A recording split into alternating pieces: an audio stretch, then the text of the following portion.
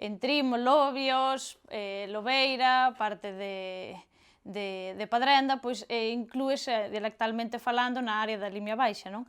Que o que todos coñecemos en dialectoloxía son os famosos bloques centrais, occidental e oriental, non? Pois nós estaríamos a cabalo do bloque central e do bloque occidental. Realmente somos unha zona de transición, non somos nin duns nin doutros, temos características en común con uns e cos dun lado dunha raia e da outra, pois as características principais que ten, pois poderíamos dicir así as máis salientables serían pois a ausencia de geada, que empregamos o diptongo oi, por exemplo, en palabras como moito, oito, troita, por exemplo. Non temos rotacismo, ao contrario que o resto de Ourense, por exemplo, aínda que na xente máis nova xa se comezan a ver algunhas pequenas mostras, pero, bueno, son influencias de outras falas das áreas limítrofes connosco, ou tamén pola variedade estándar, o contacto con esa xente. Para os demostrativos, cando falamos dos demostrativos masculinos, empregamos a vocal radical I, non? Dicimos iste, ise, aquile,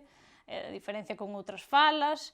Despois temos o noso trazo estrela que é as sibilantes, que, por exemplo, pronunciamos a xe como xaneiro ou xente, pronunciamos, por exemplo, o S como casa, en casa, que son sibilantes sonoras. Outro trazo moi definitorio para nós nos sustantivos, por exemplo, nos nomes que rematan con N, pois para nós, para facer o plural, dicímolo con NS, por exemplo, pois pantalóns, camións, mazáns, ao contrario de outras zonas que din pois, mazás, por exemplo, ou pantalós ou camións, non? As terminacións para o feminino utilizamos an, irmán, por exemplo, para feminino, para dicir que é a nosa irmán, xa no plural dicimos irmás, mentres que no masculino, pois, por exemplo, temos a terminación ao ou au, irmão, irmau, cas súas correspondencias no plural irmãos ou irmãos.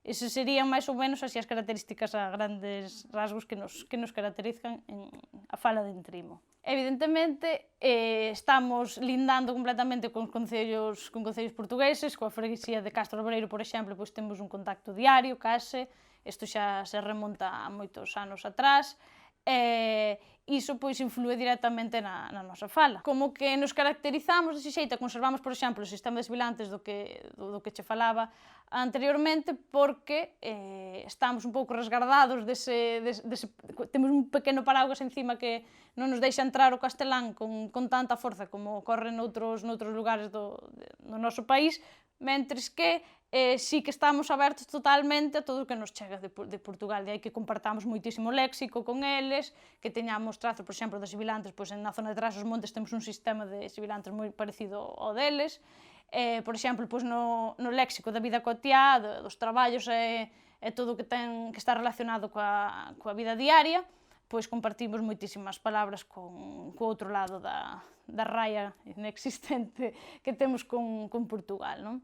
Evidentemente existe un avellentamento na poboación como en toda Galicia, non? Pero esa convivencia entre os novos e os vellos fai que esa transmisión do galego duns a outros pois que non se estea perdendo. Neofalantes, pois creo que sería bastante difícil atopar casos de neofalantes en Entrimo. A maioría temos o galego como lingua nai, como primeira lingua, case difícil atopar casos con que sexa unha L2, non unha segunda lingua. E despois, bueno, temos a excepción de Olelas, dunha das aldeas que é totalmente un mundo distinto en canto a nivel de lingua, porque eles conviven con tanto o francés, o portugués e o galego. Creo que están case a un idioma moi similar, case quedaría nun segundo plano, atrevo-me a dicir, o castelán, non? Pois o francés anteponse inflúe nese galego e o portugués, pois no seu vocabulario de día a día pode verse moito máis que o castelán, non? Entonces, estas pequenas cousas pois, van facendo que nos manteñamos. Evidentemente, existe un cambio lingüístico total, o estándar, non podemos fuxir do estándar, temos o estándar na televisión, nos medios, temos o castelán tamén nos medios, na escola, sobre todo, os nenos na escola, co galego estándar, pois evidentemente xa vai habendo un retroceso das nosas características principais, pero isto non significa que as abandonen.